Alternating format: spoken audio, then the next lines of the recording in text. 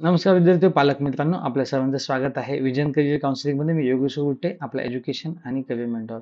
जोसा round 1चं seat allotment आणि seat ॲक्सेप्टन्सची date पण आता गेलेली आहे. फक्त डॉक्युमेंट्समध्ये काही क्वेरी असतील तर त्या क्वेरीज नेमक्या कशा सॉल्व्ह करायच्या त्याच्यासाठीची एक शेवटची तारीख आपल्याकडे शिल्लक आहे. सर्व विद्यार्थ्यांना विनंती आहे की त्यांनी प्लीज स्वतःच्या लॉग इनमध्ये जायचंय आणि चेक करायचंय की आपला फॉर्म व्यवस्थित सबमिट झालेला आहे, आपलं सीट प्रॉपरली कन्फर्म झालेलं आहे, तसा मेसेज आलेला आहे आणि आपण फायनल सीट ॲक्सेप्टन्स कम ऑफर लेटर डाउनलोड केलेलं आहे, हे मेक शुअर करायचं आहे. पुढचा शेड्यूल आपण पाहून घेऊया जोसाचा काय आहे. इथे बघू शकतो राऊंड 1चा शेड्यूल आपल्याकडे दिसतोय की आपला 20 तारखेला अलॉटमेंट झाली, 24 तारखेपर्यंत आपण पेमेंट केलं, 25 तारखेपर्यंत पेमेंटमध्ये काही इश्यू झाला असेल म्हणजे पेमेंट करताना फेल झालाय तर तो रिझॉल्व्ह करण्यात आला. पण 26 तारीखपर्यंत तुम्हाला आता शेवटचं हे 2024चे आकडे आहेत, 25 साठी आकडे वेगळे असतील, 23 साठी वेगळे आहेत होते.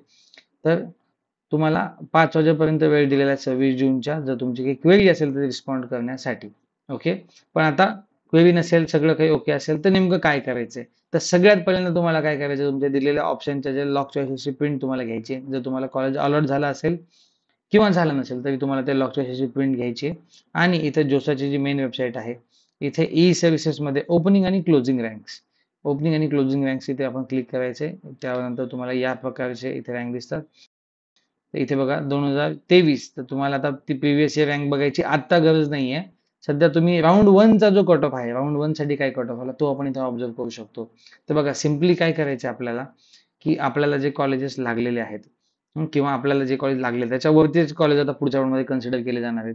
तर वरच्या सगळ्या ऑप्शनचा या राऊंड 1चा कट ऑफ काय लागला हे आपण जरा ऑब्झर्व करायचं आहे. आता ऑप्शन फॉर्म बदलता वगैरे येत नाही बिलकुल. पुढच्या 5 राऊंडसाठी आपला ऑप्शन फॉर्म हाच कॉमन राहतो. ओके.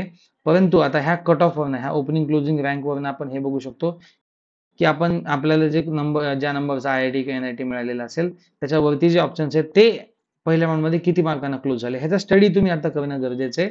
आणि तो स्टडी का करायचा आहे, कशामुळे करायचा आहे, तर सपोज तुम्हाला असं दिसतंय की एक ऑप्शन एकदम सगळ्यात कमी तुमच्या आणि त्या ऑप्शनमध्ये 100 किंवा 150 SM कॉमन रँकचा फरक असेल तर पुढच्या राऊंडमध्ये ते तुम्हाला भेटू शकतं. आता ते ऑप्शन जर आपल्याला, वरचे ऑप्शन्स आयडियली आपण याद्या खूप चांगल्या भरलेल्या आहेत, वरचे ऑप्शन सगळे चांगलेच आहेत, पण जो एकदम क्लोज ऑप्शन आहे, 1 किंवा 2 किंवा 3 ऑप्शन जे आपल्या रँक पासून क्लोज आहेत, मग एक दुसरा अजून क्लोज आहे, तर ते ऑप्शन्स किती नंबरला आपण बघितलं पाहिजे. कधी कधी असं होतं की ते लागूनच असतात, कधी कधी थोडेसे वर असतात. तर लक्षात घ्या काय होतं, पुढच्या राऊंड मध्ये 1 नंबर पासून परत तुमच्या मिळालेल्या ऑप्शन पर्यंत परत सगळी वॅकन्सी चेक केली जाते. आणि जर कुठे जागा लागली, मोस्टली तुम्हाला कुठली सीट मिळते, जो राऊंड 1चा कट ऑफ तुमच्या कॉमन रँकच्या जवळ आहे, तुमच्या कॅटेगरी रँकच्या जवळ आहे, तर ती सीट तुम्हाला मोस्टली लागू शकते. तर ती सीट घ्यायची का नाही याच्याबद्दल तुम्ही आता चर्चा करायला पाहिजे. आयडियली आपण याद्या चांगल्या भरलेल्या आहेत, वरचं भेटलेलं कुठलंही ऑप्शन आपल्याला घ्यायचंय. पण इन केस जर असं असेल की एखादा वरचा ऑप्शन असं आहे जे तुम्हाला घ्यायचं नाहीये आणि ते जो क्लोज असेल, तर या केसमध्ये तुम्ही विदिन टाइम फ्रीज करू शकतात किंवा स्लाइड करू शकतात. तुम्हाला त्याच कॉलेजमधलं दुसरी ब्रांच बघता येते, या प्रकारे तुम्ही प्रोसीड करू शकतात. आय थिंक मी सांगितलेली माहिती तुम्हाला कळालेली आहे. तुम्हाला वरच्या ऑप्शनचे सगळ्यांचे कट ऑफ रँक चेक करायचे, काय क्लोज आहे बघायचे, 3-4 काय क्लोज आहे ते घ्यायचे नक्की, हे मेक शुअर करायचे. आणि घ्यायचे नसेल तर मग स्लाइड करू शकतात किंवा फ्रीज करू शकतात. करा असं म्हणत नाहीये, पण आपण तो स्टडी करणं गरजेचं आहे. तर सर्व जोसाच्या विद्यार्थ्यांना विनंती करतो मी की त्यांनी सगळ्यात पहिल्यांदा लॉग इन मध्ये जायचंय आणि आपलं सीट प्रॉपरली कन्फर्म आणि ऍक्सेप्ट आणि कन्फर्म झालेलं हे मेक शुअर करायचंय. त्याचं लेटर डाउनलोड करून ठेवायचे, जे तुमच्या व्हेरिफिकेशनच्या टॅबच्या थोडंसं वरती तुम्हाला एक टॅब दिसतो तो तुम्हाला डाउनलोड करायचा आहे. सीट अलॉटमेंट लेटर नाही, त्याच्या म्हणजे जे काही डाव्या साईडला टॅब असतात त्याच्यामधला सीट व्हेरिफिकेशन स्टेटसच्या वरचा एक टॅब आहे, तिथनं तुम्हाला ते लेटर डाउनलोड करून ठेवायचं आहे. ओके. ही झाली जोसा राऊंड 1 नंतरची माहिती. पुढे काय, राऊंड 2 लागतो. राऊंड 2 नंतर काय, राऊंड 2 मध्ये काय होतं, तुम्हाला एकतर हे सीट चेंज होतं किंवा परत हेच सीट मिळतं, दोन प्रॉबिलिटी आहेत. तर दोन्ही सीट लागल्यानंतर बरेच विद्यार्थी विचारतात की सर मग परत फीस भरायची का, नाही, सीट ऍक्सेप्टन्स फीस एकदाच भरावी लागते, मग ती IIT ची असेल किंवा NIT असेल. व्हेरिफिकेशन काय, ज्यांना आतापर्यंत कॉलेज लागलं नाही त्यांना जर पहिल्या सेकंड राऊंड मध्ये पहिल्यांदा कॉलेज लागलं तर मग त्यांना सीट ऍक्सेप्ट करून डॉक्युमेंट व्हेरिफिकेशन करून घ्यावं लागतं. ओके. आपल्याकडे एक 7-8 विद्यार्थी आहेत ज्यांना अजून सीट लागलेलं नाहीये, ते पुढच्या राऊंड मध्ये सीट चेक करू शकतात आणि नंतर जी प्रोसिजर आहे फॉर्मल राऊंड 1 नंतरची, की डॉक्युमेंट अपलोड करायचे, सीट ऍक्सेप्ट करायचं, विलिंगनेस द्यायचा आणि प्रोसीड करून प्रोसिजर ती करून घ्यायची. दुसरं आहे की ज्यांना आतापर्यंत म्हणजे IIT आणि NIT म्हणजे त्यांनी IIT NIT मिक्स ऑप्शन टाकलेले आहेत. त्यापैकी आता तुम्हाला NIT लागलेलं आहे. पण जर पुढच्या राउंडमध्ये IIT लागलं तर तुम्हाला डॉक्युमेंट व्हेरिफिकेशनची प्रोसेस परत करून घ्यावी लागते. म्हणजे आपण जे डॉक्युमेंट अपलोड केले होते परत अपलोड करावे लागतात आणि परत ते कॉलेज तुमचं ते डॉक्युमेंट व्हेरीफाय करतं. फीस परत भरायची गरज नाही.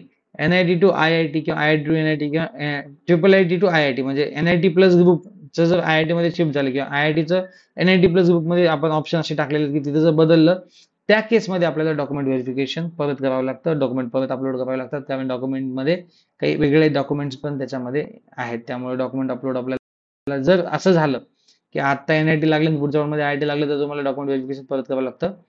पुढच्या कुठल्याच राऊंडमध्ये फीस भरायची गरज नाहीये. ज्यांनी आता सीट लागलेलं आहे त्यांनी फीस भरायची गरज नाही. फीस भरायची गरज आहे ज्यांना आतापर्यंत सीट लागलं नाही. जेव्हा त्यांना सीट लागेल तेव्हा त्यांनी फीस भरायची आहे. Okay. I think me fees बद्दलचे प्रोसिजर बद्दलचे सगळे डाऊट्स तुमच्या या व्हिडिओमधून क्लिअर करतोय. या व्यतिरिक्त काही जरी असेल तर आपला व्हॉट्सअप ग्रुप आहे त्यामध्ये तुम्ही मेसेज करून किंवा मला वैयक्तिक मेसेज करून तुम्ही तुमचे क्वेश्चन्स विचारू शकतात. ही झाली जोशा राऊंड नंतर राऊंड नंतरच्या पुढच्या प्रोसेसची माहिती. इंजिनिअरिंग ऍडमिशन बद्दलच्या अशाच माहितीसाठी वेळोवेळी पाहत राहा विजन करिअर काउन्सिल. थँक्यू.